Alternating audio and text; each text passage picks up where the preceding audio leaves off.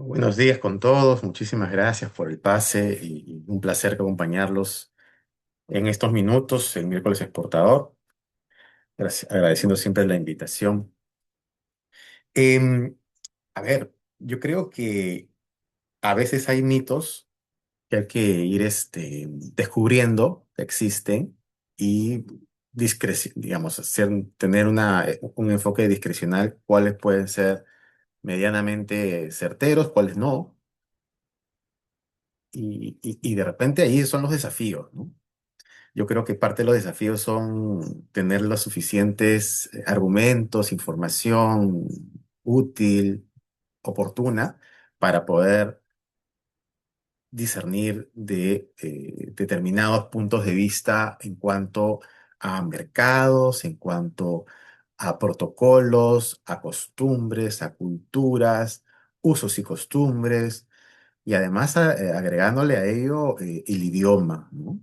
O los idiomas en general.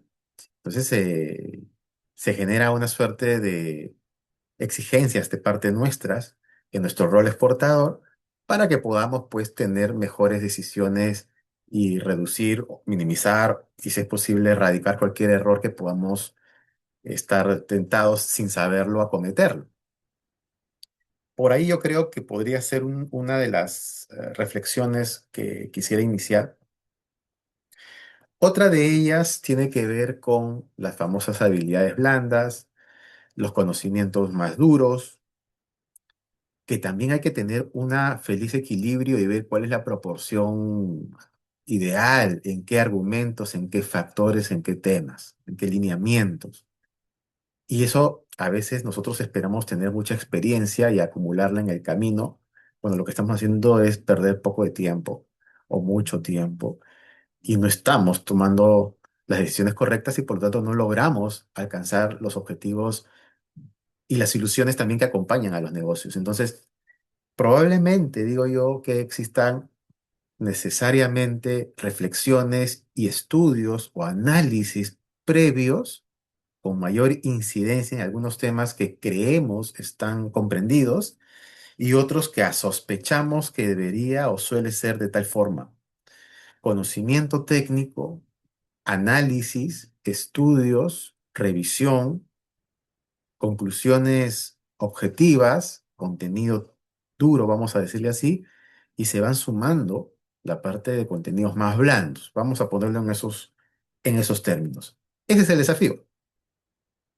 Ese es el desafío. Entonces, la pregunta es, ¿cuáles son los factores que están de un lado y del otro que tienen que ver con mi giro de negocio, con el mercado que elegí y el camino o la ruta en la cual he proyectado, planificado, establecido para alcanzar, lograr, no una exportación, sino de manera organizada, ordenada, sistémica y creciente, diferentes operaciones de exportación?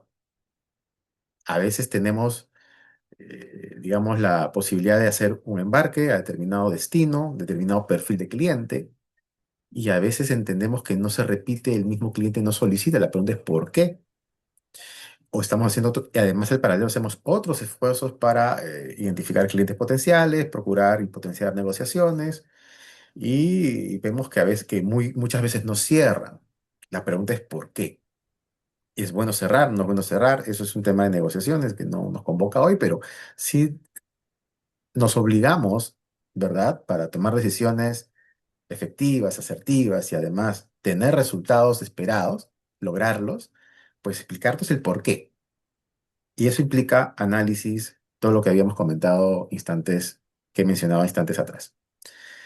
El valor de la interculturalidad en el marketing internacional, el tema que nos convoca esta mañana, el día de hoy, trataremos justamente de que esos factores culturales e interculturales, culturales nuestros, interculturales cuando son dos o más culturas las que interactúan, interculturales, afectan o debieran afectar o deberíamos sospechar que así es nuestros esfuerzos de mercadeo internacional, de gestión comercial y seguramente en negociaciones.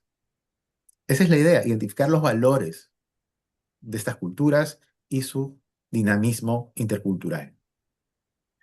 Por supuesto que no podemos eludir, y ahí vamos a iniciar ya mismo la primera lámina, ahí va, que hay una serie de contenidos duros, decía yo, información, calidad de información, no solamente la información, en qué nivel, por una información aislada no necesariamente me da los suficientes argumentos para tomar decisiones. Es una información aislada. Dos, tres, cinco, siete datos interesantes no necesariamente hace un plan. Miren lo que estamos diciendo, no necesariamente es un plan. Tiene que haber capacidad de análisis, identificar esas informaciones de valor y cuáles nos hacen falta para hacer el análisis. Y durante el análisis probablemente identifiquemos o creamos, sospechemos que faltan otros factores más, otros datos más que no estuvieron en el primer momento, muy probablemente. Y seguimos construyendo conocimiento, seguimos construyendo contenidos de valor para nosotros en nuestro objetivo de exportación o de potenciar, repotenciar exportaciones o de ingresar a nuevos mercados. Y eso hay que escribirlo. Y a veces no escribimos. Yo- Tal vez muchas veces no lo escribimos. La estructura para la redacción luego de los análisis, conclusiones, preliminares, y seguimos alimentándonos con información poco a poco, según la estructura elegida, y ahí viene un poco lo que aparece en pantalla, tendremos la posibilidad de formular o elaborar un plan de negocios. Un plan de negocios. No siempre lo escribimos. El plan de negocios obedece a la empresa, el plan de negocios. Yo le pongo el apellido ahí, ustedes pueden, vamos a ver si el cursor me ayuda. Por acá.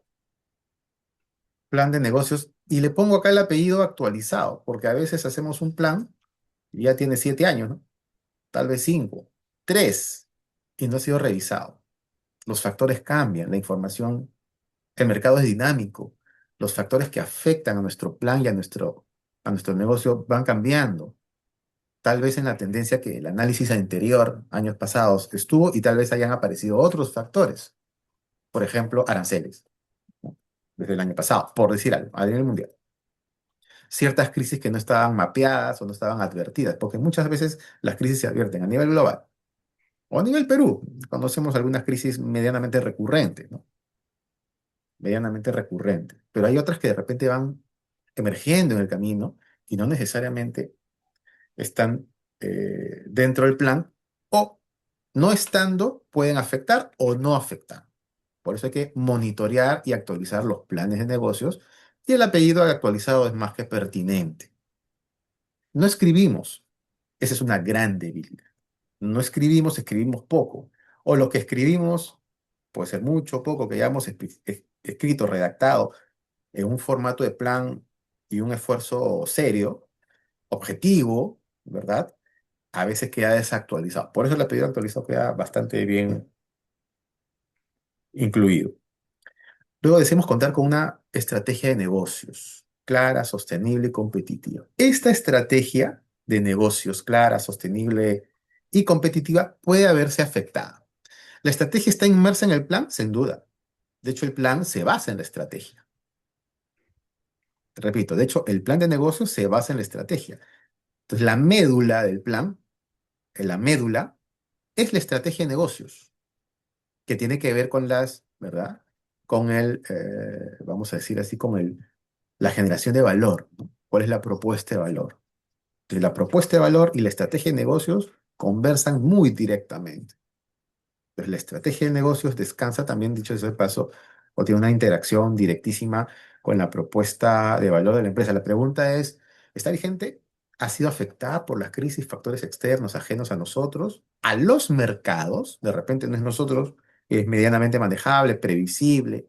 Los problemas de factores de competitividad nuestros en la ciudad donde estamos operando, el entorno de negocios, llámese inflación, servicios, etcétera, costos en general, mano de obra calificada. De repente eso ya lo podemos entender y medianamente administrar. La pregunta es en mercados o la logística hasta ese mercado o mercados, cómo están los temas, los factores que nos pueden afectar a nuestro negocio. Entonces, todo esto tiene que ver con esta parte de acá de estrategia de negocios, si todavía es vigente, sigue fuerte, porque si yo definí la estrategia es porque es una estrategia que es a largo plazo, no es de corto plazo, es a largo plazo. Por eso descansa el plan de negocio.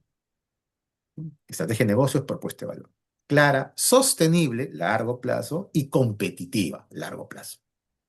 Hay que monitorear, revisar y eventualmente hacer probablemente el tipo de ajuste, o si estamos con algo más grosero, más importante, más determinante, de una influencia realmente importante, pues por ejemplo, la pandemia, las estrategias de negocios tienen que cambiar y los planes, por supuesto que también. Todo fue alterado importantemente. Habría que ver a fecha de hoy lo que está sucediendo, lo que sabemos que puede suceder en este año, por ejemplo, o lo que va a suceder a cada 3 años, por ejemplo, que ya está advertido. Contar con conocimiento cabal de la empresa y dominio técnico del producto por parte del área comercial. El área comercial tiene que manejar, dominar, comprender muy a detalle el comportamiento y capacidades y características de la propia empresa como tal, el conjunto, y dominar la parte técnica del producto. A veces confundimos fichas técnicas con fichas comerciales y a veces a la ficha comercial tiene algunos puntos de ficha técnica o a la ficha técnica le llamamos, porque le cambiamos el nombre y nada más, ficha comercial y no es así. De acuerdo al tipo de producto, tendríamos que ver cuál es la expectativa de interés que quiere leer y que podría ser importante comunicar como ficha. Qué contenidos debería tener, vuelvo a repetir, que le interese al cliente o a los clientes y que nos interese a nosotros también incluir esos contenidos técnicos, técnicos comerciales, etcétera, para diseñar nuestra propia ficha. Y pueden haber fichas diferentes, técnica comercial, de repente una mixtura, puede ser, ¿no? No es un pecado, lo importante es que reúna toda la caracterización que el cliente y que a nosotros nos convenga también comunicar. Esa información, para poder explicarla, eventualmente rebatir o defender, tiene que estar informada, ser competente, dominada, dice ahí, por el área comercial. Por el área comercial. Entonces, el área comercial debería tener reuniones y visitas permanentes a la parte de producción y demás, ¿no?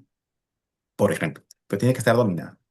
Dominar costos, precios y cotizaciones internacionales, más allá de los 5 TERS. Los 5 TERS es una escala de términos de comercio, se entiende la teoría y hasta ahí está muy bien.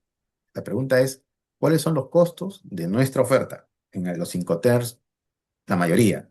Los precios que estaríamos colocando según los volúmenes. Ahí vemos nuestro paquete, digamos, de propuesta de cotización para poder hacer una cotización complementaria, no solamente de costos de precios, sino además en qué condiciones, forma de pago, volumen mínimo, punto de entrega, preferible, le doy varios, 2 o 3, mejor todavía, flexibilidades.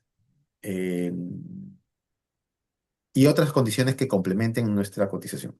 Eso tenemos que dominar. El comprador se da cuenta cuando no dominas. En el diálogo, en lo que escribes, en cómo lo escribes, en qué palabras usas o cuánto te demoras, ¿no? Todo eso el comprador lo tiene sumamente nítido, nítido, porque él conversa con esto, ese es su trabajo, conversar con proveedores 8 horas al día. Entonces se da cuenta. Se da cuenta. Y acá, si se dan cuenta, acá son contenidos importantes, objetivos, documentos, ¿verdad? Esto es la parte dura que hablamos. Si no hay esto, las partes de las habilidades blandas o los contenidos informativos, culturales, no importa. Si no se ha hecho esto el trabajo antes. O sea, importa para la parte académica, aprender y sentirnos, digamos, que entendemos mejor ciertos eventuales escenarios o hasta plantear escenarios. Pero es que si no hay contenido objetivo de capacidades, de producto, de volúmenes, de cualidades, ¿ya para qué? No le hace sentido. Entonces, para efectos de nosotros introducirnos, hablamos de una planificación en cada negociación. Eso tiene que ver con interculturalidad, con culturas.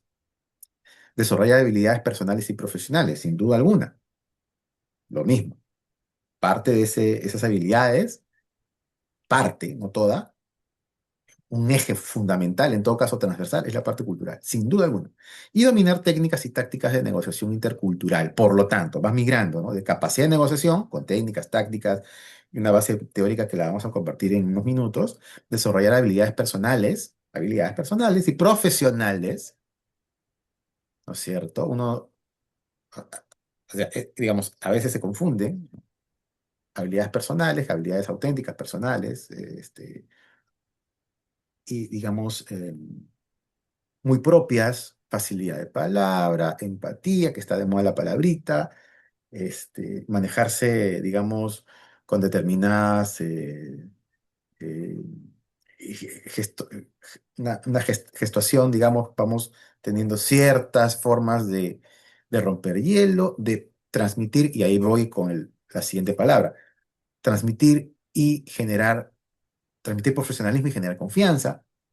Probablemente el producto y la oferta es interesante, atractiva, competitiva, ¿de acuerdo? Probablemente los precios lo son, la propuesta eventual de costos, precios, la caracterización de la ficha técnica comercial. De repente eso le hace muy bien, ¿no? Lo perciben bien el comprador, correcto. Hacemos la tarea de planificar la parte comercial, la parte de negociación, interactuamos, y acá viene el desarrollo de habilidades personales, pero resulta que muy simpático la persona, muy agradable, sonríe, muy simpático, formal, se viste apropiadamente, es a la altura, genera respeto, pero por alguna razón no le creo, no me genera confianza. ¿Por qué será? Entonces la parte profesional dista de la parte personal. De repente hablamos en exceso y en esa cultura, y acá viene la parte intercultural, el hablar en exceso y a los latinos nos encanta hablar, algunos más, ¿no? Nuestros amigos de repente de ciertos otros países hermanos de acá, de LATAM, América Latina, hablan más de la cuenta, ¿no? Entonces, a veces hablar más bien quita confianza. Depende con quién están hablando más. Cómo percibe, percepción distinta a nuestras creencias. La percepción. La percepción lo es todo. Actuamos por percepción cada vez que estamos despiertos. Y cuando estamos soñando, también por percepción actuamos. Es percepción todo. No siempre, porque hay una cuota racional, pero no siempre lo racional acompaña necesariamente a a las actitudes y toma de decisiones o lo que decimos o proyectamos sin darnos cuenta con gestos. Entonces, esto es fundamental. Entonces, por aquí es un poco las reflexiones que estamos iniciando. Ahora bien, de lo que hemos planteado en la lámina anterior, información estratégica que usted requiere, porque tenemos el plan de negocios actualizado, la estrategia está actualizada, la estrategia de negocio, el propuesta de valor, las fichas. ¿Qué necesitamos? Vamos avanzando ya al embudo, a la parte más comercial, ¿verdad? Conocer el perfil del cliente. Lo conocemos porque hay varios perfiles. ¿Qué características tiene el cliente? ¿A qué se dedica en específico los potenciales clientes? No todos son lo mismo y creemos que a veces es igual. No es así. No es así. Dependiendo de lo que estemos comercializando. Si es un producto intermedio para la industria, eventualmente si es una, un producto final, si es un producto que acompaña algo de conocimiento o tecnología o soporte técnico o no, si es un perecible o no, si es un congelado, un refrigerado, o si es un producto, un alimento ya procesado que tiene un periodo de vida bastante más extenso. Depende, depende si es un producto de especialidad, si tiene certificaciones o es convencional. No es un pecado tener oferta convencional, pero es otras características. El que compra, adquiere y valora tu propuesta de producto, tu propuesta de valor y valora algo, una propuesta orgánica o de comercio de fair trade, o de respeto a normas laborales que tú puedas acreditar, o ambientales que puedas acreditar. Lo que acompaña al producto, lo que representa el producto y la empresa, puede tener valor para algunos clientes, perfil de clientes, y otros para no, otros no. El convencional no va a comprar precio. Entonces va a tener algo muy mínimo de exigencias adicionales a la oferta. E inclusive la calidad no la va a valorar tanto. Por eso nosotros tenemos que elegir cuál o cuáles son los perfiles de clientes que nos convienen de acuerdo a la oferta. Ese es un análisis de, de planeamiento comercial, ¿no es cierto? Lo mismo aquí, segmento de mercado. ¿Cuáles son los tipos de clientes que estarían adquiriendo? Y acá en segmento de mercado hay que ser honestos. Nosotros exportamos y lo más probable Lo más probable es que esté dirigido en un negocio de formato B2B. Nosotros como empresa a otra empresa. Son muy poquitos, de un dígito muy chiquito, los que podemos exportar a personas que van a consumir, a cliente final. El 99 punto más por ciento seguramente será de volúmenes, será a otra empresa. Entonces tenemos dos dimensiones. María, me Una siento dimensión es el cliente al cual le decepcionado. vamos a vender o que pretendemos venderle o ya le estemos vendiendo perfiles. Hay dos perfiles, por ejemplo, y ellos son los perfiles de clientes en mercado tal, A, B y C. ¿Ok? ¿Y cuáles son los segmentos de mercado? El segmento de mercado tiene que ver con, yo diría las dos lecturas, cliente y mercado. Ambos tienen que ver con a quién le voy a vender o quién me podría comprar y defino quiénes son las características. Y el segmento de mercado va, digamos, específicamente también al cliente, sí, sí, sí, características y demás, cuántos son, dónde están y demás. Pero en ambas lecturas, cliente, perfil de cliente y segmento de mercado, tengo que mirar también quiénes van a consumir, quién es el cliente de mi cliente potencial. Porque mi cliente potencial me va a calificar a mí según los clientes suyos, las expectativas, exigencias y regulaciones de sus clientes y de su país y de su entorno. Así me van a calificar a nosotros, a mí. Entonces, el perfil del cliente tiene que tener una dimensión de lectura directo de la exportación directa a ese cliente, a esa empresa. El segmento de mercado es un segmento también pensado en esos clientes, cuántos son, qué cobertura tienen, la demanda que pueden tener potencial según la historia, etcétera, etcétera. Y luego pensar en paralelo, cuáles son las exigencias o el perfil primero y segmento de mercado del cliente de nuestros clientes. Porque así me van a evaluar como cliente de nuestros clientes. Entonces hay dos dimensiones. Tercero, características del mercado que va en conjunto y englobado a lo que estamos contando. Y así, tipos de consumidores, entramos más al detalle, motivación de compra, ¿no? De ambos lados, porque de repente la propuesta de nuestro producto sea, por decir, un alimento procesado, fruta picada, envasada, por ejemplo, por decir algo. Ya está envasada, muy simpático, con la etiqueta del cliente Yes, Midas. we Bueno, volunteer. esa fruta picada, tamaños, tipo de fruta, Sophia, volumen. Alejandro, Robert, activate your cameras, please. Where you with the camera off? 1886. Okay, Abner, se Robert, te you está can help us with the escuchando. next year. Estimada Abner, se está escuchando todo tu audio por favor. Entonces, la pregunta es, el cliente B2B, o sea, el que le voy a vender, probablemente sea un supermercado, ¿correcto? Pero quien lo va a consumir es otra persona. La pregunta es, ¿cuáles son las características? Edades, estilo de vida, ¿verdad? Segmento, volumen de personas, cuántas personas, tipo de consumidores y motivación de compra. ¿Por qué lo comprarían? ¿Por qué lo compraría? La fruta está cortada demasiado grande, de repente es más pequeña, más picadita. Por decir, el volumen es muy chiquito, es un poquito, un tupper un poco más grande. Entonces, la motivación de compra puede pasar por ahí, los colores. El logotipo, bueno, la etiqueta me lo pone el cliente, pero de repente yo puedo proponer otro tipo de envase con otro color, más atractivo. No sé. Si es para niños, por ejemplo, estoy cambiando no solamente un jóvenes, sino niños que quieren llevar su frutita en loncheras, por decir cualquier cosa. De repente algún tipo de color más atractivo o imagen que acompaña el envase, que el envase vende muchísimo. Entonces la motivación de compra es muy importante. Me tengo que involucrar con el cliente y mis clientes. Y si mi cliente no me lo dice, se lo pregunto, porque ellos son los que saben, para ver qué propuestas de diseño puedo alcanzarles. ¿Sí?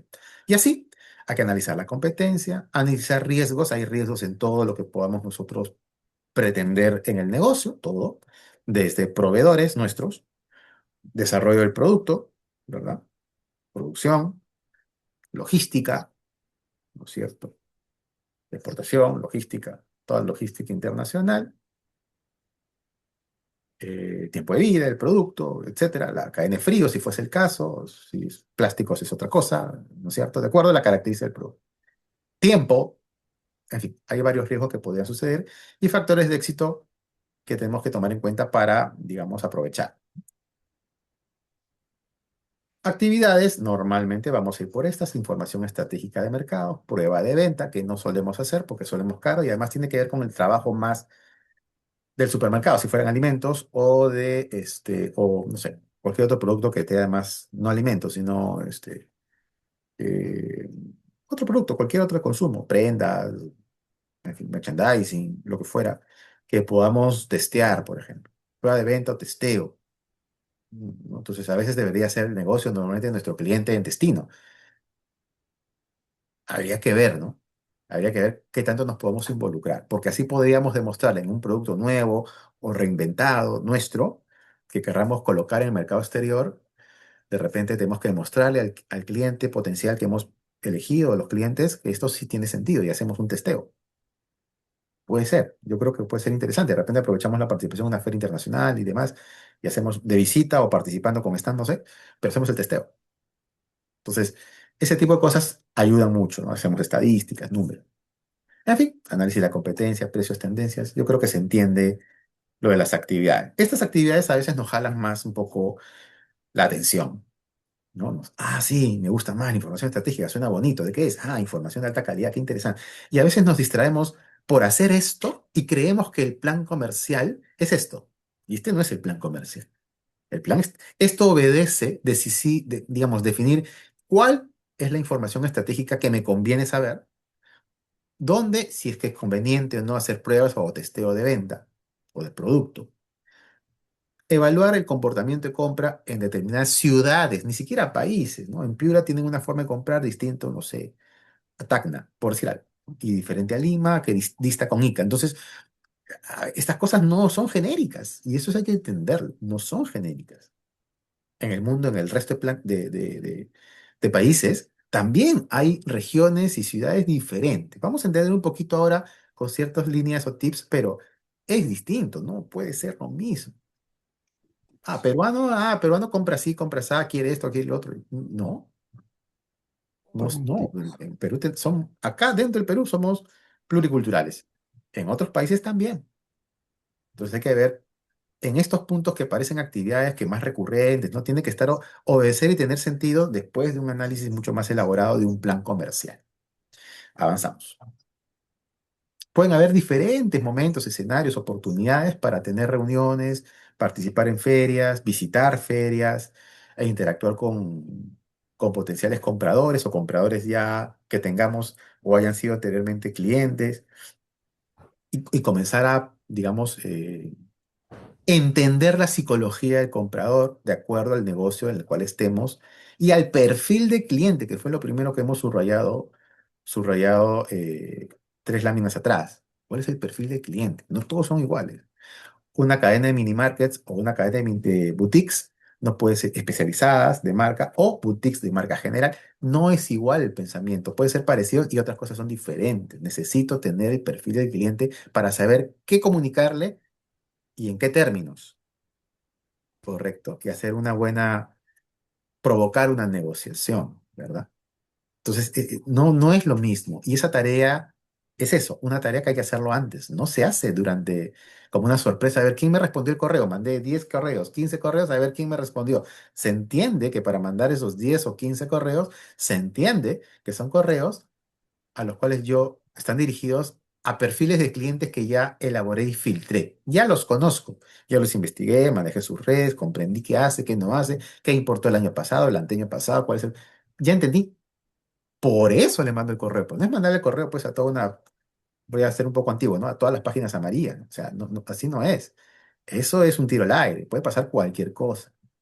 Entonces uno tiene que ser mucho más ordenado. ¿Por qué? Porque las palabras que vamos a usar, por cultura inclusive, la forma que vamos a comunicar, hasta el idioma que podemos utilizar, el contenido que acompaña el correo y la persona, la posición, el cargo de la persona a la cual le podríamos estar escribiendo, tiene que tener una personalización, porque entendí que tenía que hacer la tarea y entendí la cultura de ese país y de esa ciudad donde está este potencial cliente, porque ya lo tengo como perfil escrito, como una ficha cliente o de potencial cliente, y ya sé qué decirle, cómo decírselo y qué comunicar. Ya lo hice, entonces va a sentir que está personalizado y que lo entendemos. Entendemos su expectativa, etcétera, etcétera, ¿no? Hay estrategias ahora para poder abordar, pero el contenido fino, de eso no me puedo equivocar porque está en mis manos. No le puedo echar la culpa a un político, al otro político, al... Poder Judicial o el Ministerio. No, ese es tu trabajo. O sea, si no haces tu tarea, tu trabajo, entonces las cosas pueden salir más o menos, ¿no? ¿Y qué queremos? ¿Más o menos? ¿Con tanto esfuerzo? Hay que hacerlo bien. Hay que escribir. Ficha país, aquí no me voy a quedar mucho tiempo, negociaciones interculares. Tenemos que tener una ficha país, yo creo que se entendió de lo anterior. Entorno empresarial, yo creo que se entendió lo anterior. Hay que conocer el entorno empresarial de país de destino, ¿no? Estamos en el país de destino. ¿Cómo interactúan? ¿Cómo piensan? ¿Cómo están organizados? En otros países, a diferencia nuestro, por ejemplo, hay asociaciones de empresas por tipo de producto, ¿no? O por sector. Es como, por ejemplo, por citar algún gremio importante, la Sociedad Nacional de Industria, que tiene más de 50 y varios comités, es como si cada comité sea un gremio. En algunos países es como que un comité en realidad es un gremio autónomo. Acá están agregados, ¿no? Es como un gremio autónomo. Entonces tienen en esa autonomía y razón de ser, eh, dependiendo, vamos a ver si nos toca nuestra oferta y está relacionado a clientes potenciales que están en ese gremio específico y no es de un comité dentro de un gremio más grande, puede tener más fuerza, más importancia, más visibilidad, más exposición, otro tipo de interacción interinstitucional entre ellos y sus entidades públicas, etcétera, ¿no? Entonces, para entender cómo funciona, cómo se entiende, es distinto. Por ahí en una oportunidad estuve, por ejemplo, en República Dominicana y me invitaron, no estaba en la agenda, y me invitaron a un almuerzo, era un almuerzo que ofrecía un gremio importante y estaban, un almuerzo muy simpático, en un hotel, no recuerdo mal, y todos eran empresarios o entidades, o esencialmente el 90% eran empresarios, y quien daba la charla era el presidente del Banco Central de Reserva del país, de la República Dominicana, de la isla. Y él daba una charla y tal, y tal, y tal. Interesante. Entonces, había una cercanía de empresas con respecto, por ejemplo, al Banco Central de Reserva de la época, ¿no? Entonces, la cultura empresarial, inclusive la cultura interinstitucional, no es igual que aquí necesariamente. Puede haber particularidades. Hay que explorar. Entorno general de negocios, puertos. Bueno, esto me lo paso porque no, yo creo que se entiende, ¿no? Simplemente para entender lo que tendría que estar mapeado entre otros temas que ya hemos hablado. Y acá, 5 gestión de negociaciones, perfil del consumidor. Por aquí vamos a ir. Tenemos que conocer muchas cosas. Acá hay unas cuantas preguntas. Hay seguramente el triple.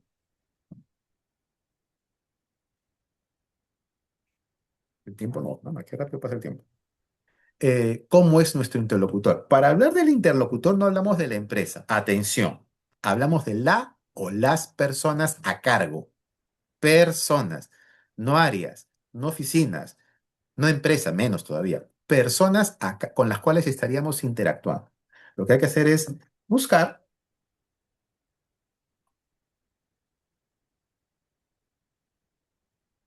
¿no? Si puedes identificar a esa o esos interlocutores potenciales. Estoy haciendo mi tarea. Todavía ni le mando el correíto, nada. Pero ya identifiqué a las empresas que sí cumplen el perfil que yo quiero, que es expectativa de mi empresa de acuerdo a mi estrategia de la empresa y a la calidad y el valor que pueda tener mi oferta. En función de eso, determino cuál es el perfil que me conviene, no es cualquiera. ¿Estamos de acuerdo? Sí. Entonces, en esa realidad, en buena cuenta, lo que tengo que hacer es identificar de estas empresitas cuáles son las personas con las cuales eventualmente voy a negociar y buscarlos y conocer. Entonces, interlocutores, sin duda. Los intereses. Y acá hay que distinguir lo siguiente. Los intereses de la empresa como los intereses del área. ¿Cuáles serán los intereses del área? Mantener un nivel de calidad, de visibilidad, de inocuidad si fueran alimentos así, pero espectacular. Ah, necesito tener certificación tal cual, esta, la otra, aspirable, tal. Ok. Sí cumplo, listo, magnífico. O ya está en proceso y voy a cumplir, pero ¿puedo empezar la negociación? Sí se puede, si tú estás seguro que lo vas a cumplir en 15 días o 20 y ya, y lo vas a tener o un mes y estás convencido, claro, que lo vas a lograr, adelante, porque estás convencido. No a ver qué pasa. Y así vas viendo intereses del área. Por ejemplo, el área de comercial, de una, no sé, una tienda por departamentos, un supermercado, por decir. El área comercial, ¿sí? Diferente al área de compras. Entonces, son dos actores que tienen que aprobar o proponer un producto que es competitivo. El área de compras me parece, oye, qué interesante, el producto, hemos tenido el producto, yo sé que se vende, etcétera, etcétera, etcétera. Le interesa al área de compras. Pero el área comercial dice, no, la tendencia es otra. Los colores cambiaron, el tamaño cambió, no sé. Y entonces tiene que pasar los dos filtros. ¿Se entiende? Los dos filtros. Entonces, pero vas a hablar con uno, no vas a hablar con los dos necesariamente. Muy probablemente hables más con la parte de compras. Entonces, tienes que conocer las expectativas, intereses de la empresa, low cost muy probablemente, en los formatos que acabo de mencionar, más las expectativas del área comercial, que puede ser difícil conocerlas, sí, pero es que hay cosas que están cantadas y tienes que saberlas. Si lo que está obvio o lo que deberías saber no lo sabes, se van a dar cuenta y se va a caer. Y lo otro es las expectativas o los intereses también del área comercial. Entonces, eso hay que mirar.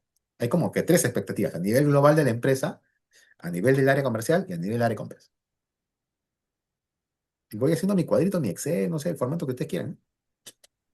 Y van aprendiendo de su potencial cliente y según perfil de cliente, y van a tener perfiles de clientes potenciales todavía de un solo país y luego de otros países, ni siquiera un solo país, de diferentes ciudades de país. Esa información es de alta calidad, muy valiosa para saber cómo replantear si no te fue bien, pero ya sabes qué replantear. En fin, ¿qué podemos intercambiar? ¿Qué opciones nos puede plantear? Eso de las opciones es fundamental. Algunos permiten, algunas culturalmente hablando, ya hay una cultura de convivencia, ¿no? De la sociedad, y hay ¿no? social, y hay una cultura empresarial, de la misma persona, igual que nosotros, en la oficina, en el trabajo, en las reuniones de negocio, de trabajo, ¿no? Tenemos una manera de ser y es diferente cuando es más social, más en casa o más entre amigos, es distinto, no actuamos igual. Lo mismo en otros países. Entonces, una cultura de social, familiar si quieres, social, segundo y tercero empresarial. Entonces, parte de la cultura. Alguna de ellas podría influenciar en el comportamiento y decisión si es que la persona que la cual hemos identificado el interlocutor aquí es, o del país en general y del interlocutor en particular, es de descartar rápido. Tengo que saberlo antes para hacer más, para no especular. Y a veces los latinos nos creemos que la especulación es sana y a veces es al revés. Correcto. Consecuencias positivas y negativas que tendría para mí aceptar la propuesta que me están planteando. Porque ahí está la negociación. Plantean una opción, otro escenario. Tengo que ver si tengo el tiempo o me van a dedicar tiempo y atención para yo hacer tres propuestas en diferentes días, o ellos son más de tomar decisiones más rápido. Entonces, eso lo tengo que haber aprendido y entendido antes. Por acá. En fin, y vamos viendo, ¿no?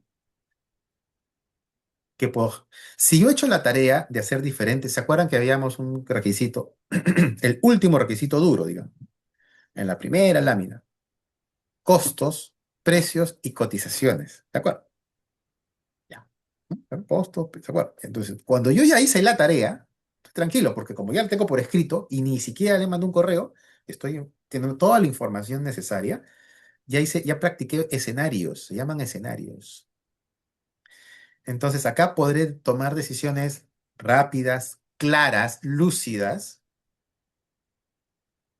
mías, para responder pronto, objetivo, con objetividad y con calidad de información y de trato. Consecuencias positivas, esto lo voy a evaluar al toque, rapidísimo, en instantes. ¿Qué consecuencias positivas tendría para él aceptar mi propuesta? Y si puedo cambiar mi propuesta o no. ¿Por qué? Porque ya tengo varios escenarios que sí. Ah, bueno, no me funcionó esta que yo creí que sí. La tercera, bueno, voy a usar la quinta, ¿no? De repente algún ajuste, pero ya por la interacción previa. Estos son algunas preguntas. Comprenderán que hay muchas repreguntas. Esto puede pasar si es físico, si estamos en una reunión de negocios, una reunión de visita comercial, eventualmente en una feria, y no sé, esto puede pasar. Pero la interacción claramente de parte de quien está aquí, a nuestro lado derecho, es el ofertante, porque quiere convencer al potencial cliente, ¿no? Esta es la idea, ¿no? Tal vez ambos estén proyectados en cerrar un negocio, pero habría que ver si eso va a suceder de acuerdo a lo que pase previamente. El prepararme, estamos por acá, ¿no es cierto? El prepararme lo es todo, porque este caballero que está por acá está muy preparado. Tiene varias cotizaciones o las puede tener mañana, conoce el mercado, sabe las expectativas de su propia empresa, de su área comercial, etcétera, ¿no es cierto? Entiende, tiene una posición de negociación muy probablemente privilegiada respecto a nosotros. Entonces yo tengo que estar muy preparado en lo que me toca y corresponde estar preparado para que esta brecha se acorte y se logre tomar o llegar a un acuerdo.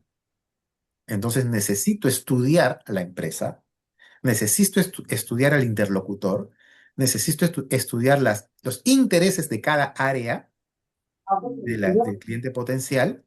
Todo eso se hace antes de mandarle si quiere correo.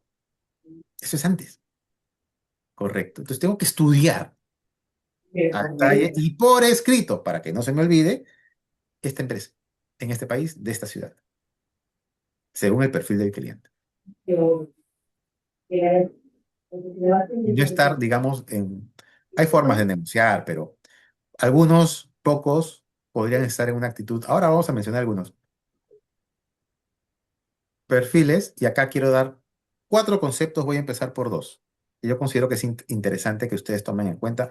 Recurrentemente yo hago notar estos conceptos porque a veces, si alguien me ha escuchado en presentaciones anteriores que he hablado de esto, de repente se nos ha olvidado o eventualmente no lo estamos usando. Y para mí es muy importante para entender lo que está acá.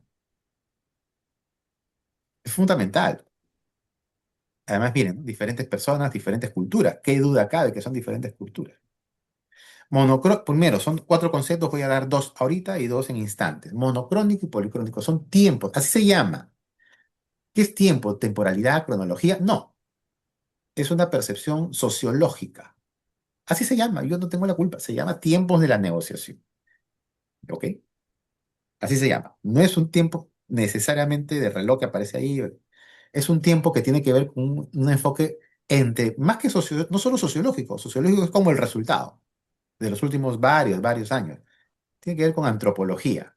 Entonces, para no complicarnos la vida, pero se llama tiempos. Entonces, ¿qué es monocrónico y policrónico? Culturas. Miren, mira, el tiempo monocrónico o culturas, si quieren así, monocrónicas. Y dice aquí, las culturas monocrónicas, tal cual, son las que mantienen un grado alto de planeación, concentración en una tarea a la vez.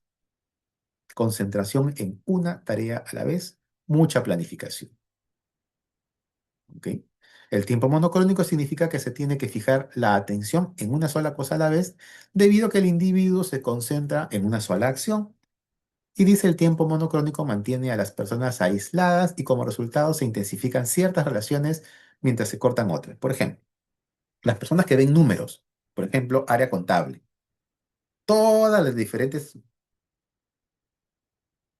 roles o subáreas del área de contabilidad o finanzas. Tienen que ver punto por punto y que todo esté bien hecho para que la construcción de los contenidos de información tengan coherencia y validar cada uno y luego cruzar información. Esa forma de actuar no es cultural, ¿ah? O sea, puede ser cultural para la profesión si quiere. Es monocrónica. Planificación, claro, flujo de caja. Flujo de caja.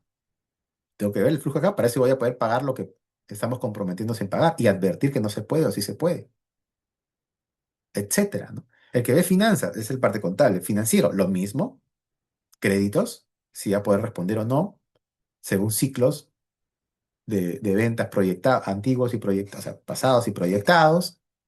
¿Cuál es la tendencia? Hace análisis, hay un análisis previo económico probablemente, el comportamiento, está creciendo, no está creciendo, etcétera. ¿Qué tanto están los créditos que yo quiero aplicar, los créditos que yo proporciono? Tiene que ser, digamos, en teoría, ¿no? Debería, creo yo, tendría que ser eh, conservador, porque si no, si es de expansión, más atrevido, podría generar problemas en la empresa muy serios. Depende. O de repente alguna decisión después de cierta experiencia o pericia asesora el experto financiero a la gerencia general de que es el momento de arriesgar. Hemos sido cautos, pero en este momento la verdad es que las probabilidades de arriesgar hoy para tener unos resultados interesantes y copar más espacio en el mercado y fidelizar ciertos clientes es ahora. El gerente general evaluará, ¿no? Discutirá, preguntará, le dará vueltas y tomará decisión si sí, si no, o lo que fuera. Entonces son como que en profesiones se perfila lo monocrónico. Esto pasa en culturas, en grupos de personas, de ciertas ciudades o locaciones, de ciertas ciudades o locaciones. Inclusive también hay, este, así como hay, les contaba yo el contador, ¿no? Hay mucha predisposición de ciertas profesiones a ser así porque te obligan. O sea, tienes que ser así, si no sería un desorden impresionante, ¿verdad? Y no serían buenos profesionales. Lo mismo hay ciertas vocaciones también, por profesión y por otras características, de edades, por ejemplo. Por ejemplo, si somos más jóvenes podemos ser un poquito más atrevidos, le llamamos más audaces. Ser audaz no significa que te va a ir bien, ser audaz es que eres un poco más atrevido, es lo mismo. Te puede ir bien o mal, solamente que a veces socialmente resaltamos, qué audaz. Claro, resaltamos porque le fue bien, pero la audaz que le fue mal, a eso no sabemos ni que existe. La audacia implica esa vocación, esa voluntad de romper cierto estereotipo, cierta regla advertida o tácita, y no, yo quiero ser así, y yo pienso que es así. Puede que te vaya bien, y eso es lo que está a la luz, y decimos, qué audaz, ¿verdad? Y a los que fueron audaces y les fue mal, ni sabemos que existe. Entonces, no es que sea una virtud, depende con qué ojos lo querramos ver. Pero en realidad, el ser audaz es alto riesgo, ¿no? Por ejemplo, es por citar, ¿no? Como las FP, ¿no? Tienes A, B y C, puede ser. Uno, dos y tres, tal vez. No sé cuál es la clasificación. Que es más conservador, mediano y más audaz o atrevido, lo que fuera, que es el 3 que puedes ganar más dinero, como puedes perder más también. O sea, es el grado que tú le has dado de riesgos que tú le has permitido en el fondo que tengas a tu AFP que incurre. Si tú quieres cambiar el nivel de asumir riesgos, lo tomas y ya está. Es lo mismo. ¿Sí? Va. Tiempo ahora es policulturas, es cultural, por favor. Tenemos que ver el mapa completo del mundo, ¿ah? Son culturas, mapa completo del mundo. Policrónico, mantiene relaciones humanas, interacciones, y las interacciones son valuadas por encima de los planes y las citas. Le da más importancia a las relaciones interpersonales que lo planificado y las reuniones propiamente. No es que no haga planeamiento, sino que toma más en cuenta y valora más es ese ojo clínico de ver, evaluar o de percepción. Su percepción es muy importante, altamente importante. Su percepción y discrecionalidad, lo que él cree o ella cree. Le da más importancia a eso de lo que dicen los documentos. Es como en una entrevista de trabajo. Uno presenta su documentación, postula a una posición, presenta su documentación, lo que le hayan pedido, etcétera, presenta todo lo que tiene. En eso harán un sort y definirán una puntuación probablemente y sale un resultado. Y ese resultado llamarán a 3 o 5 o 7, lo que fuera, para una entrevista.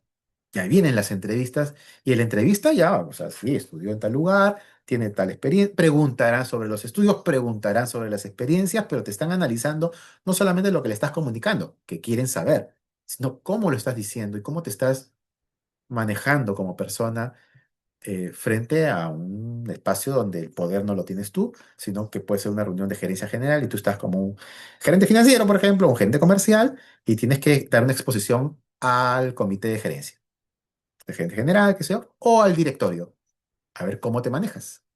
Habilidades blandas, convicción, seguridad, claridad en lo que dice, dicción, como lo dices, tono de voz, todas las habilidades blandas que ustedes conocen lo están evaluando en ese momento y también tiene puntuación. O sea, están escuchando lo que estás diciendo, lo que estás sosteniendo, la veracidad de la documentación o el alcance que los documentos ya no te indican, y también el cómo. Y el policrónico evalúa un poco más el cómo. Si somos objetivos, podemos, quienes hacen convocatoria personal, por ejemplo, tienen unas puntuaciones por el récord de estudios, experiencias y otros contenidos más, y un porcentaje o un porcentaje, ¿no es cierto?, del peso de la evaluación integral a la entrevista. Y algunos le dan mucho peso, que se presta para dos cosas, seamos claros, para que disciernen en el comité de evaluación y den preferencia a alguien, es lo primero que piensa uno mal, somos mal pensados, y le vas por un puntito o tres puntitos, le estás dando más a alguien que quieres preferir. Hay gente mal pensada y entiendo por qué. Y otros que no, que sienten que es muy importante que esta interacción de la persona, por ejemplo, si tiene cierta soberbia, si se capta cierta actitudes que no van a ser compatibles con la cultura de la empresa y con la persona con la cual van a trabajar, con su jefe, su equipo de trabajo. Esas actitudes no van a caer bien y eso me están valorando. Estoy pensando en bien ahí, ¿no? Pensé mal cuando dicen van a preferir a alguien. También, probablemente pasa. Pero también están evaluando los dos. Entonces, Policrónico le da más importancia a eso. Seguimos. Múltiples culturas en múltiples países. O sea, la complejidad es amplia. La complejidad es amplia. Em,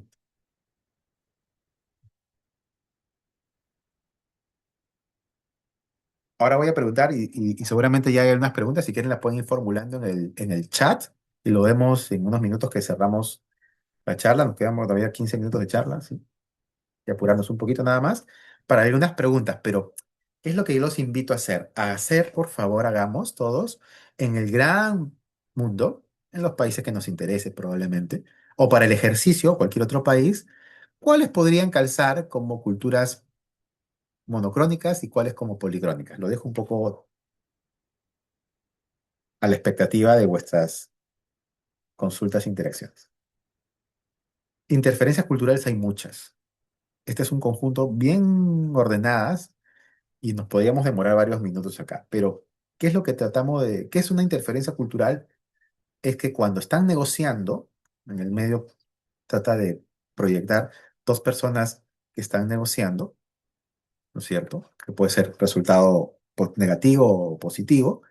Existen en nuestras mentes, en nuestros cerebros, en nuestras cabecitas, existen probablemente algunos elementos ajenos al contenido de lo que estamos negociando, ajenos al producto, acompañan a la persona, a ustedes, que no es lo que inclusive la tarea que hicieron varias tareas, hicieron su plan, hicieron sus costos, tiempos, cotizaciones, escenarios, hicieron toda la chamba. Hicieron también, por ejemplo, la revisión cultural. Hicieron la revisión y estudios si es policrónico o monocrónico, según el país, situación, ciudad, región, la empresa. Hicieron también una revisión, una investigación de la cultura organizacional del potencial cliente, porque tienen un perfil, una ficha del perfil del cliente. Ustedes hicieron la tarea. Hicieron muchas cosas, ¿correcto? Si alguna de ellas no fue tan fina, o les faltó información, o se olvidaron al momento de interactuar, pueden en la interacción ya con el potencial, con el interlocutor, podrían aflorar, salir algunas expresiones o algunas actitudes que frustren tu comunicación, que afecten negativamente a tu mente y lo que haces o dices o no dices. Por ejemplo, similitud cultural. Yo les doy un dato, por ejemplo, cuando hablaba muchos años con amigos de España, españoles, y a América Latina le pasa más. Creían que por hablar el mismo idioma, culturalmente era igual. Es el gran error. Tremendo error. Entonces, se habían confiado, o se confían, todavía debe suceder seguramente a mucha gente, se confían negativamente allí para sus intereses en que hablar el mismo idioma es entenderse. Primer gran error. Gravísimo error, ¿no? Gravísimo error. Y les doy un dato.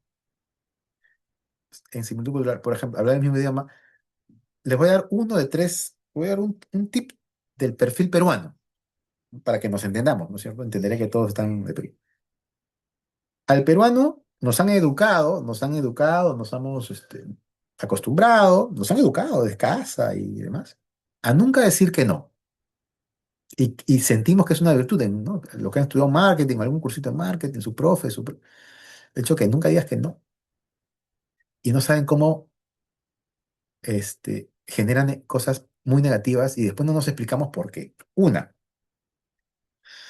eh, el comprador se da cuenta cuando no puedes o cuando le vas a mentir. Son expertos en identificar mentiras. Esa es otra charla, ¿ya? Podemos hacer una charla en eso. Es otra charla. Pero se dan cuenta, porque interactúan 8 horas con mucha gente. Ese es su trabajo. Entonces son expertos en darse cuenta si es una media verdad, media mentira o totalmente falso. Son muy buenos y les toma instantes, instantes. Entonces, porque no nos sale decir que no, queremos arreglar, parafrasear, ¿no? Replantear lo que estamos diciendo y el cómo y el ángulo, se dan cuenta.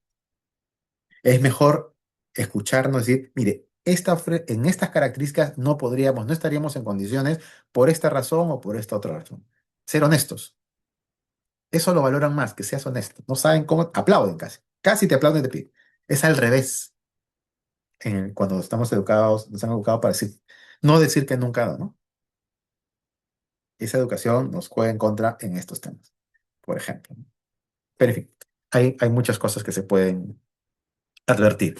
Entonces, las interferencias culturales justamente afectan a nosotros, también al interlocutor, pero tiene mucho más experiencia. Estereotipos, ni qué les digo. Acá es cuando no hemos hecho la tarea nada, o sea, no hemos llevado la charla de hoy, ¿no? Estereotipos, paradigmas, es el error más común. Creemos que todos son iguales, ¿no? La clásica, ¿no? Y acá es un gran error. No podemos confundirnos de esa forma. La diferencia es un estereotipo, un paradigma, prejuicios. Acá me voy a centrar estos instantes porque, como es muy común, lo demás podríamos eventualmente, se lo dejo de tarea, revisarlo y se puede entender un poco, pero un paradigma, un estereotipo, diferentes también de un prejuicio. Yo puedo tener un prejuicio. ¿Ok? Un prejuicio implica que yo creo que la palabra más apropiada es sospecho que esta persona no es una persona que va a ser tan educada o por cierta forma como dijo algo, respondió. Me parece que es un poquito soberbia, un poco creída, no sé, no tengo un prejuicio, ¿no? Pero puede ser uno.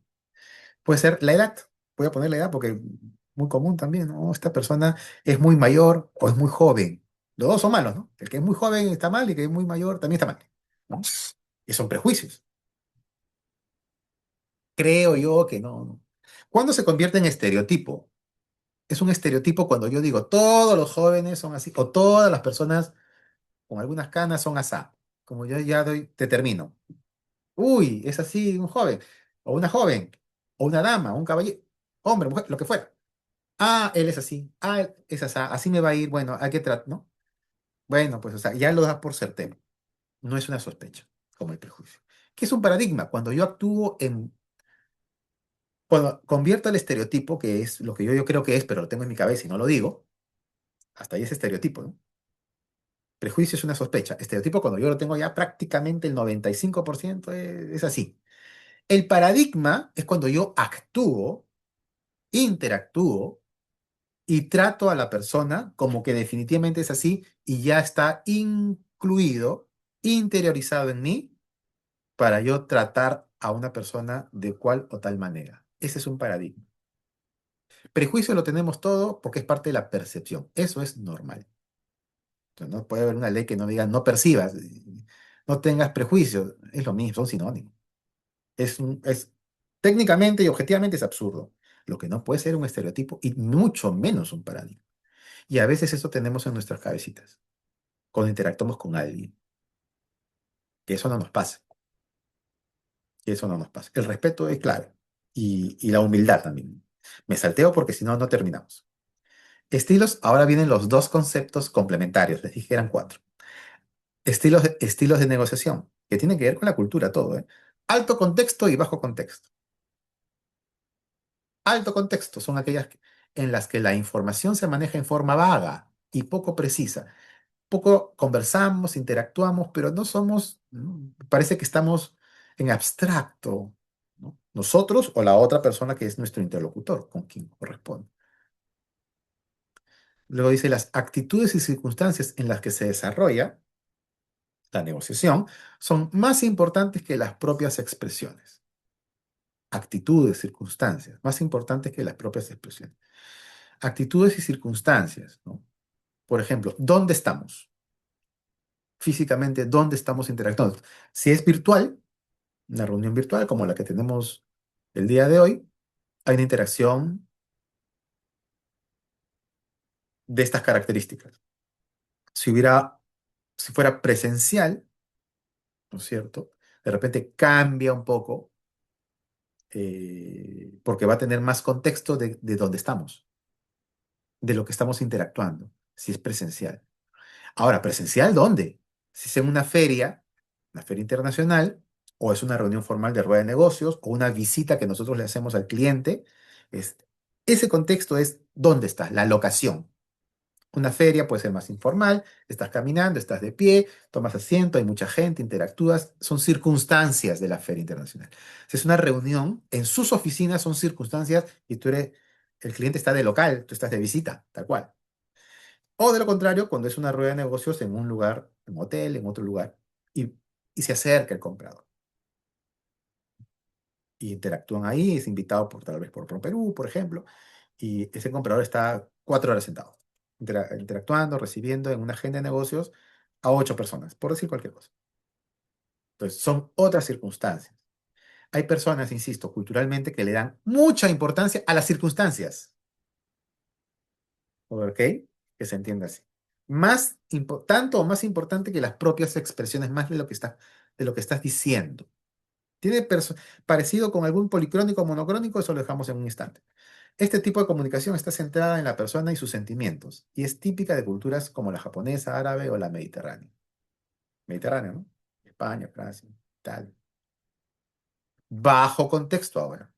Son aquellas que utilizan expresiones verbales y no verbales muy claras y específicas.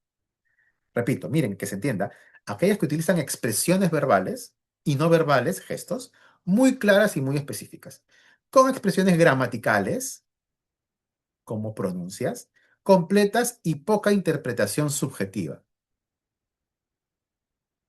Interesante, ¿no? La información está contenida en un código transmitido por mensajes. Es muy estructurado y cómo se maneja y lo que está comunicando. Qué dice y el cómo lo dice. Para que evitar que se entienda mal. Al contrario, se preocupa para que lo entiendas clarísimamente, sin ninguna duda. Que las probabilidades de tu interpretación sean mínimas a su mínima expresión, porque lo que está diciendo lo está diciendo con mucha claridad. Y acompaña a esa claridad lo que dice verbalmente con los gestos que está utilizando para reforzar, inclusive con el tono de voz, ¿correcto? Ese es bajo contexto. Si el contexto, las circunstancias que estaban por acá, ¿se acuerdan? De alto contexto, las circunstancias que estaban por acá son casi cero, son muy bajitas. Lo importante en el bajo contexto que está aquí es que le da importancia más bien a los contenidos de lo que se está diciendo.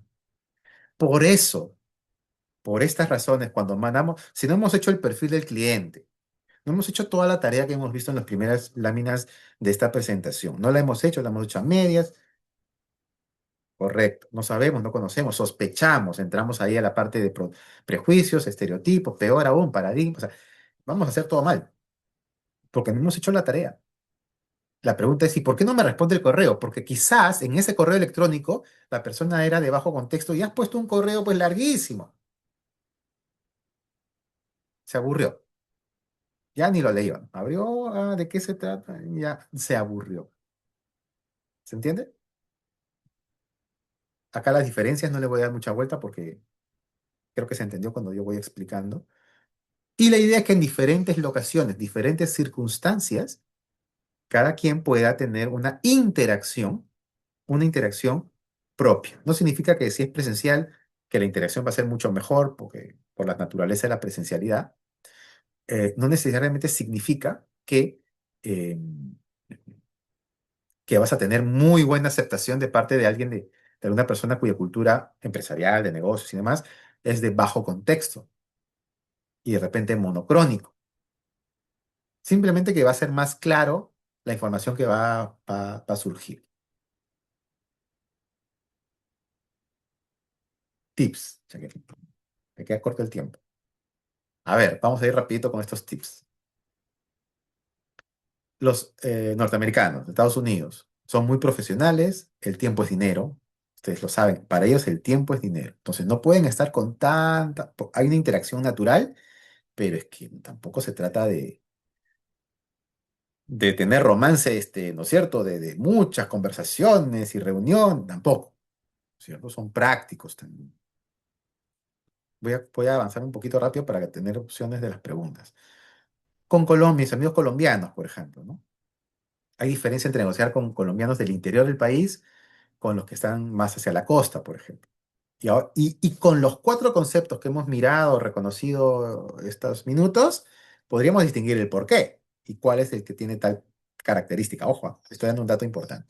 El que está en el interior del país, el que no lo está, más costeño.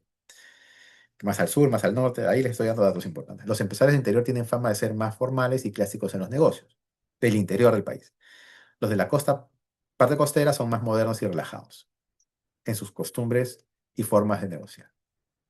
Mis amigos mexicanos, por ejemplo. La conversación de negocios puede ser, no es que sea una regla, puede ser un poco más informal, algo más distendido, parte de su cultura es así, no está sujeta a reglas de protocolo y si las hay uno o dos muy, muy ligeros. Lo que más les importa es negociar con la persona, no solo con la compañía. Necesitan confiar en ti. Si no confían en ti, no le van a comprar. Simple. Recién transcurridas un par de horas de conversación es cuando el negocio puede cerrarse o evolucionar en todo caso. ¿Ok? Acostumbran invitar a personas con quien vienes a negociar a desayunar, almorzar o cenar. En fin. Los amigos franceses, por ejemplo. Hay que evitar una recomendación, tomar actitud demasiado amistosa. A veces somos muy amistosos, queremos ser amigables, construir un ambiente muy distendido y de repente no siempre se va a ver bien. Son de otra cultura distinta. Podemos sospechar en el monocrónico, policrónico, alto o bajo contexto que hemos contado hoy. A ver, ¿por dónde va el francés? En caso de no hablar francés, es necesario pedir disculpas y contar con un intérprete. De no contar con uno, puede expresarse más en español. En inglés no les gusta. Ahora, hay diferencias también, así como en el caso de Colombia, el interior del país es distinto, el costeño es diferente, en el caso de Francia, parecido. El parisino y la parte norte en general de Francia tienen ciertas características culturales también distintas a la parte sur de Francia, donde se habla un poquito más de español. Digo un poquito, no digo que sea una norma normal, natural, ¿no? El idioma natural es francés, pero se habla un poquito porque hay mucha interacción de España con Francia en el sur. Correcto. De hecho, hay gente española que trabaja en Francia y algunos franceses que probablemente seguramente trabajan también en España. Entonces, hay más interacción. Se entienden un poquito más, tienen algunas palabras, algunas expresiones, hablan tal vez un poquito de español. Pero en términos generales, no les gusta hablar inglés, no son de hablar inglés, evitan hablar inglés, así que es mejor es francés, un traductor, y si conocen el español, podría ser una opción. Con ingleses, Reino Unido. Son personas que les gusta tener cultos, es decir, estar informados, no solamente de los temas que lo van a tratar, de economía, política, informados, ¿no? Una información general universal.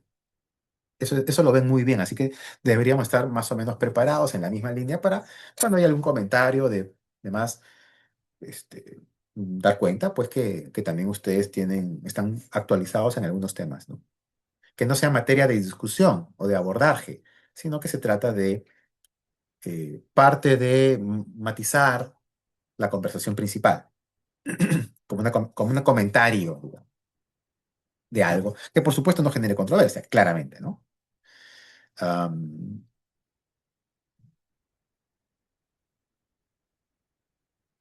España.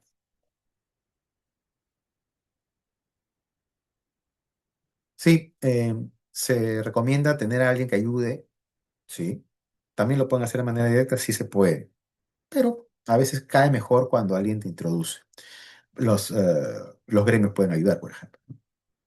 Citas, y hay que recordar, citas con tiempo y hay que recordárselas eh, con secretarias, por ejemplo, a puertas de la reunión o de la cita. Hay que ser un poco también, tener un poquito de paciencia, ¿no? A veces, por X razones, no siempre son tan puntuales. Normalmente sí, pero no siempre, digamos. Entonces, se sienten un poquito con flexibilidad para eso, ¿no? Eh, los españoles suelen dar consejos y corregir opiniones de las otras personas, por lo que no hay que darse por ofendido o menos entrar en una confrontación. Entonces, no hay que demostrar tampoco al español que uno sabe mucho. No lo ven bien. No de preferencia, ¿no? No es que toda España sea así, pero para que se entienda un poco lo que se respira, lo que se percibe en términos generales. También hay empresas que tienen más rosa internacional que otras empresas españolas. Hay empresas españolas que son exitosas dentro de España y no tienen casi interacción con extranjeros. Eventualmente, tal vez sí, alguna compra, no tanta. Entonces, y depende qué región también. Hay otras empresas que tienen mucha más interacción con extranjeros.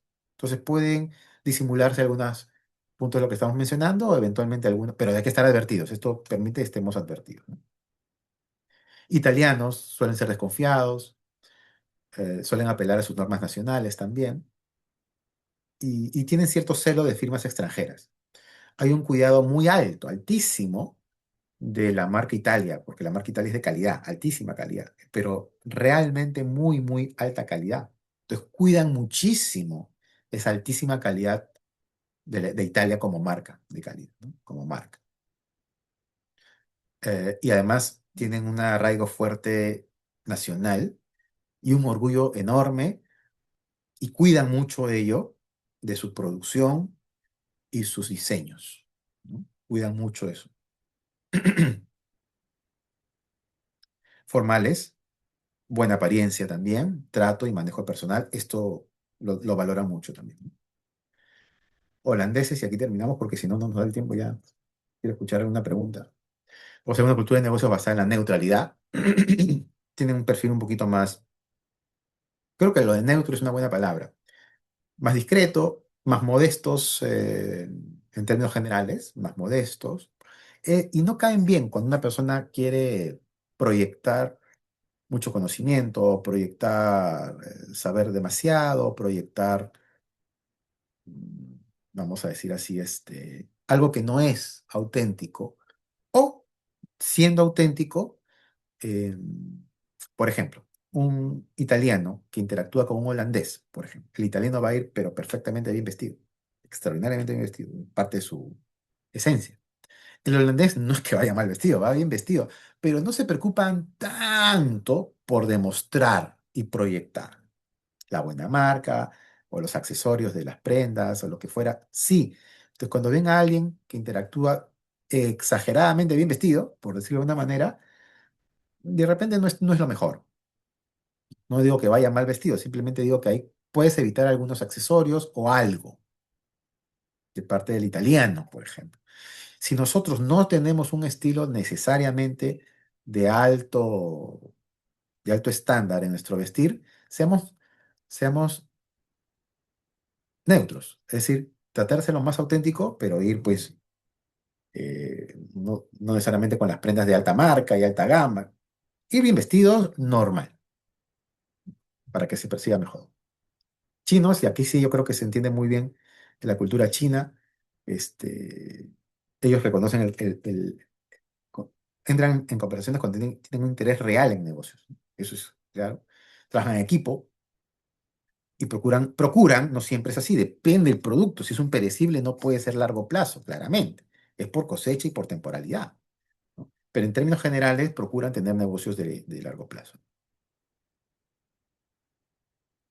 Una reflexión El éxito comercial depende de cuánto inviertes en conocimientos y en aprovechar otras experiencias para acortar el tiempo que toma tener resultados. No hay que improvisar, no hay que improvisar, no vamos a tener frustraciones por improvisar. Dejémonos ayudar para tener resultados prontos y crecer. Me quedo agradecido por la oportunidad, a todo el equipo del miércoles exportador, a la invitación. Eh, Hoy estoy como Cámara de Sostenibilidad Empresarial, no como empresa, sino como cámara, así que ahí tienen mi dato de contacto. Yo me someto a las preguntas según la organización y el equipo del miércoles exportador. Muchas gracias. Gracias, Jorge, por la excelente ponencia. Bueno, tenemos aquí las preguntas que el público nos ha ido colocando en el chat. Marco nos pregunta, ¿qué nos recomendarían el próximo escenario de intercambio comercial con la India, ya que se viene el TLC con ellos, y que su interculturalidad, paradigmas con la cultura latina son abiertamente distintos? Sí, totalmente de acuerdo que son muy diferentes. Habría que ver las oportunidades comerciales reales, porque pueden haber diversos productos, diversos productos. Si hablamos lo que nos interesa, que son exportaciones, y según la cultura india, ¿no es cierto? Tenemos que reconocer cuáles son lo que religiosamente está vetado, qué es lo que está prohibido o está mal visto. Yo creo que eso es lo más importante para luego proceder, porque todo va a ser inglés claramente, luego proceder ya a segmentar el perfil del cliente que tanto yo he insistido estos minutos para poder tomar contacto y entender ya la cultura empresarial.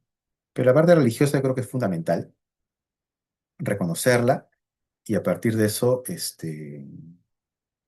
clasificar policrónico, monocrónico, alto o bajo contexto para ser un poquito más certero y luego entender de qué tipo de rubro estemos hablando. Porque según el rubro del negocio, el perfil del cliente, hay una cultura organizacional que tengo que identificar, una cultura empresarial y organizacional que tengo que identificar para poder tener un desempeño más exitoso.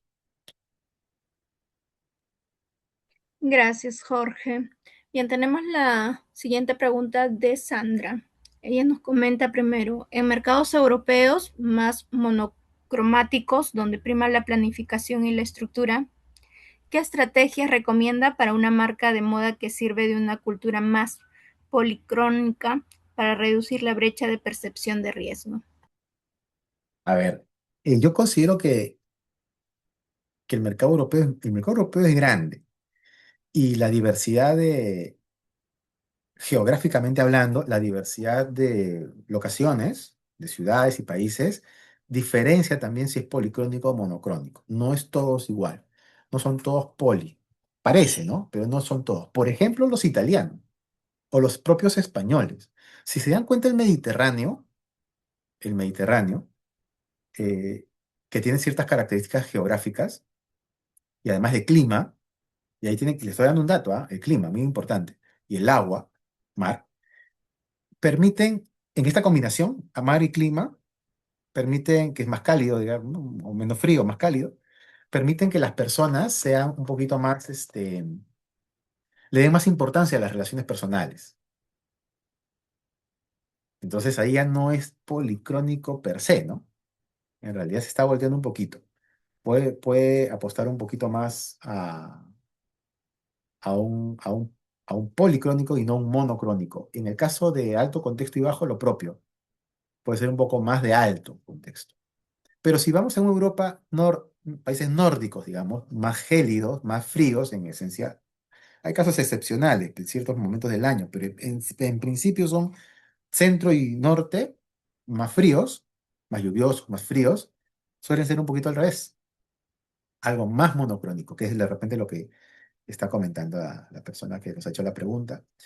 Y eventualmente puede ser más bajo contexto también, ¿no? Muy probablemente se acerque más a esos perfiles.